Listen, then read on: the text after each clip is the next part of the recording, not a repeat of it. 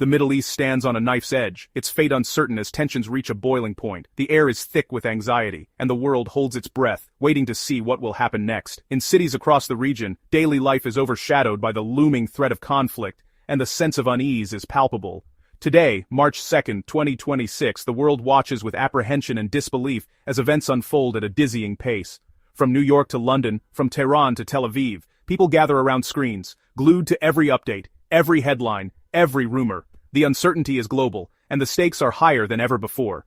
The United States and Iran, once locked in cautious dialogue, now drift further from diplomacy and closer to open confrontation. The fragile trust built over years has crumbled, replaced by suspicion and hostility. The world's two adversaries seem unable or unwilling to find common ground. The collapse of the latest Geneva talks has left a dangerous vacuum, erasing the last hopes for a peaceful resolution. The negotiation tables now sit empty, a stark reminder of opportunities lost and the high cost of failed diplomacy.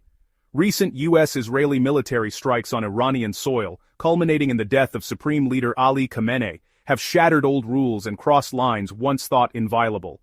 The shockwaves from this unprecedented act have reverberated far beyond Iran's borders, sending a clear message that the old order is gone. Iran has responded with a barrage of missile and drone attacks, targeting American, Israeli, and Gulf interests. The scale and precision of these strikes have stunned military analysts, signaling a new phase of asymmetric warfare in the region. The cycle of attack and counterattack now threatens to spiral out of control, with each side escalating its response. Emergency teams scramble to contain the damage, but the violence only intensifies, drawing in new actors and raising the specter of a wider regional war. Diplomatic channels have fallen silent. Iran's new leadership, hardened by loss and anger, vows revenge rather than negotiation. Embassies close their doors, and the language of peace is drowned out by calls for justice and retaliation. The rhetoric is now about retribution, not leverage. Leaders on both sides deliver fiery speeches, fueling public outrage and making compromise seem impossible. The streets echo with chants of vengeance, and the media amplifies every threat. In response, the U.S. has launched its largest military deployment to the region in decades, sending aircraft carriers, troops, and equipment to strategic positions. The show of force is unmistakable, a warning and a promise that America is prepared for whatever comes next.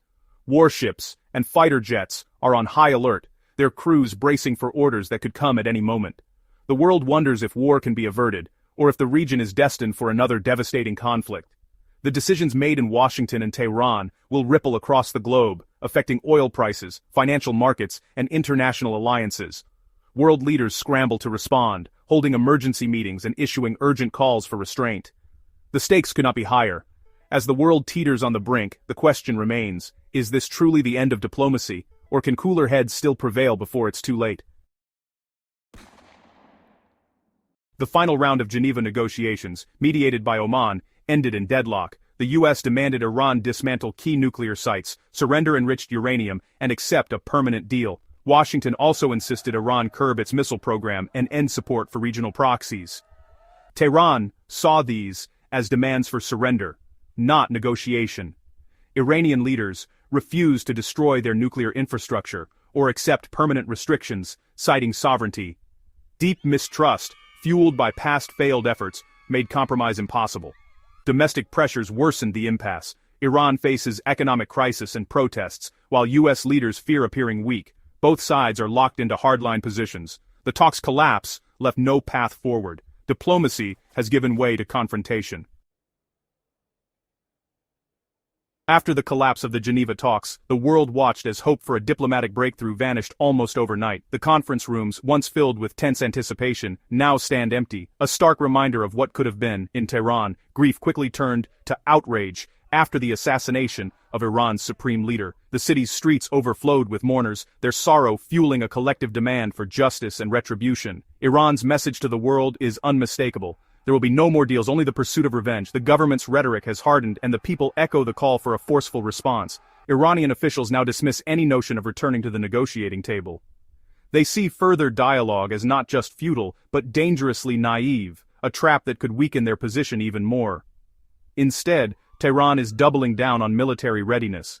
The regime's survival, they believe, depends on showing the world, and their enemies, that Iran can and will strike back with force if provoked.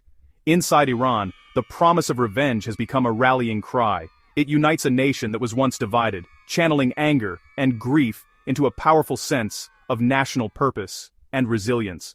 Beyond its borders, Iran's new posture sends a chilling warning to the United States, Israel, and their Gulf allies. Every American base, every strategic outpost in the region, is now a potential target.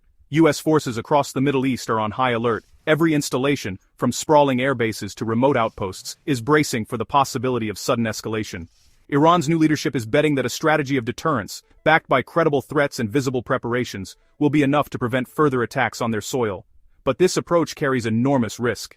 Any miscalculation could provoke a massive U.S.-Israeli response, plunging the region into a wider conflict. Still, for Iran's leaders, the alternative, doing nothing, is even more dangerous. Inaction, they believe, would invite further aggression and undermine their authority at home. Through missile launches and televised warnings, Iran is making it clear: any act of aggression will be met with a heavy price. The world is on notice.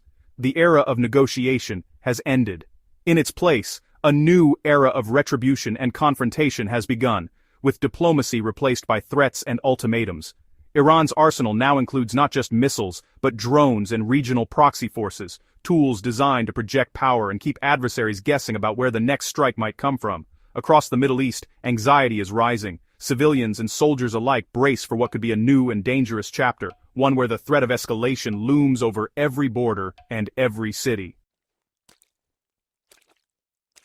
The United States has drawn a clear and unmistakable line in the sand. Iran will not be allowed to acquire a nuclear weapon under any circumstances. This is not just a policy statement, it's a declaration that shapes every move in the region. For American leaders, the prospect of a nuclear-armed Iran is simply unacceptable, and they are determined to prevent it, no matter the cost. President Trump's administration has made this stance the cornerstone of its Middle East policy, backing it up with overwhelming military force and a willingness to escalate if necessary.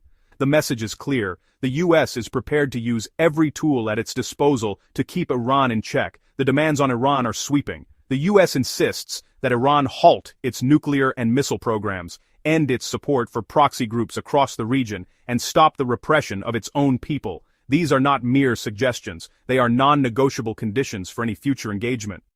To reinforce these demands, two powerful aircraft carrier strike groups and advanced F-22 fighter jets have been deployed to the region, sending a powerful signal of American resolve and military readiness. This formidable show of force is designed not only to deter Iran from taking provocative actions, but also to reassure anxious allies that the U.S. stands firmly by their side in a time of uncertainty. Alongside military might, the U.S. is wielding economic power, imposing sweeping sanctions, targeting Iran's vital oil exports, and putting immense pressure on its already struggling economy. The strategy is simple: apply maximum pressure to force Iran to change course, or face even greater isolation. But this hardline approach is not without controversy. Critics warn that by closing the door to diplomacy, the U.S. risks pushing both nations closer to open conflict. They argue that the lack of dialogue leaves little room for peaceful resolution and could trigger a war that would engulf the entire region. Supporters, however, believe that only overwhelming pressure, military, economic, and diplomatic, can truly curb Iran's ambitions and prevent it from crossing the nuclear threshold. They see strength as the only language Tehran understands.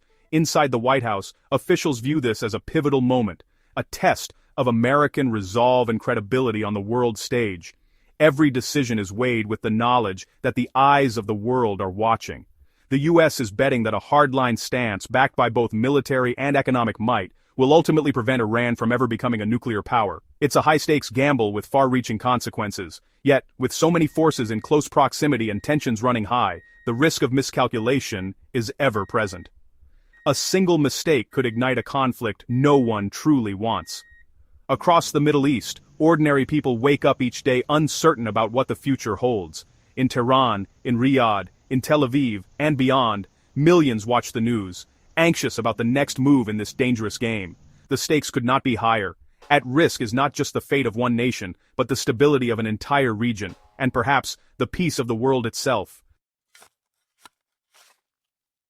Iran's vow of revenge is backed by real capabilities. Direct military strikes, missiles and drones could target U.S. bases and allied infrastructure across the Middle East. Each attack risks massive escalation. Iran's proxies, Hezbollah, Iraqi and Syrian militias, Houthis, can strike U.S. and Israeli interests indirectly.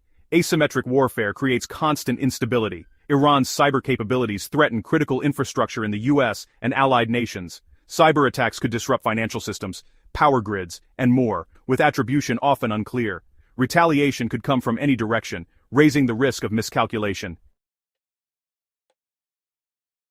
The crisis escalated rapidly after U.S. bombers struck Iran's nuclear sites in 2025. A joint U.S.-Israeli operation killed Supreme Leader Khamenei and senior officials, creating a power vacuum. Iran's response was swift missile and drone barrages hit U.S. bases, Israel and Gulf states. Civilian infrastructure in the UAE, Saudi Arabia and others was targeted, expanding the conflict. Dubai and Abu Dhabi, once safe havens, came under fire, shattering their sense of security. Most missiles were intercepted, but casualties and panic followed. The conflict now threatens major civilian and economic centers. The world is watching as escalation spreads beyond military zones. The conflict has forced nations to pick sides or brace for fallout. Israel warns of overwhelming retaliation and sees an opportunity to push for regime change in Tehran. Gulf states, after years of outreach, now align firmly with the US and Israel, focusing on defense. Turkey, fearing refugees and instability, tries to mediate while staying neutral. Iraq is caught between US and Iranian influence, likely to see more proxy clashes. Russia and China call for restraint but have limited leverage. Hezbollah in Lebanon is cautious, wary of provoking Israeli devastation. The region is a powder keg, with every actor recalculating its next move.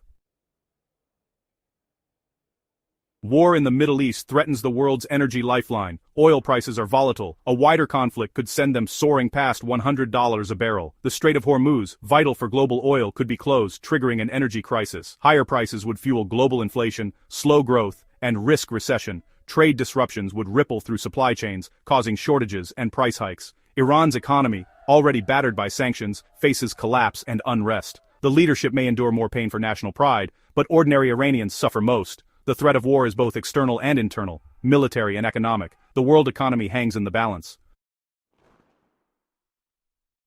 U.S.-Iran relations have reached a breaking point. The fragile balance of deterrence and diplomacy is gone. The killing of Iran's leader and vows of revenge have opened the door to direct conflict. Negotiation seems closed. Escalation looms. The risk of miscalculation, one strike triggering all-out war, is higher than ever. Yet back channels and mediators like Oman and Turkey still seek de-escalation. The immense costs of war may yet deter rational actors. Both sides face pressure to appear strong, making compromise difficult. The choice, catastrophic conflict or a new equilibrium, the outcome will shape the Middle East and the world for a generation.